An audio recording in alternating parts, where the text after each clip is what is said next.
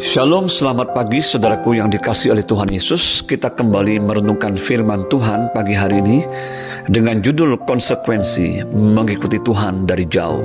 Terambil dari kitab Injil Markus 14 ayat 53. Dan Petrus mengikuti dia dari jauh.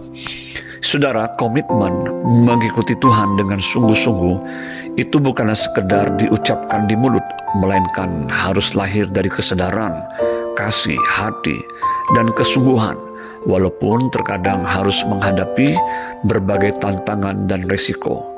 Dalam renungan kita hari ini, kita membaca bagaimana Petrus diceritakan mengikuti Yesus dari jauh setelah Yesus ditangkap dan mau diadili untuk disalibkan.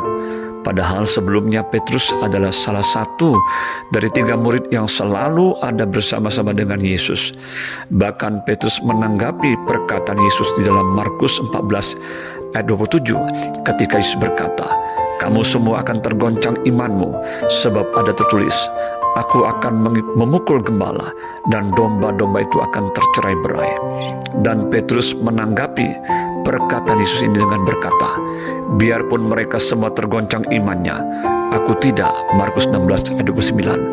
"Sekalipun aku harus mati bersama-sama engkau, aku takkan menyangkal engkau." Markus 16 ayat 31. Memang adalah mudah untuk mengucapkan janji atau sebuah komitmen daripada untuk melakukan atau melaksanakan janji atau komitmen itu sendiri. Di dalam tekanan atau ancaman, biasanya iman kita akan teruji. Petrus gagal melaksanakan komitmen dan janjinya terhadap gurunya, Tuhan Yesus. Alkitab mencatat Petrus mengikuti dia dari jauh atau ada jarak yang memisahkan. Namun kita bersyukur setelah ayam berkokok, barulah Petrus sadar bahwa dia telah menyangkal Yesus 3 kali. Untungnya, setelah Petrus sadar, ia sungguh-sungguh bertobat dan tidak seperti Judas Iskariot yang memilih gantung diri. Saat ini, saudara-saudari yang dikasihi Tuhan, bagaimana dengan keadaan dan kondisi kita dalam pengiringan kita dan hubungan kita terhadap Tuhan Yesus?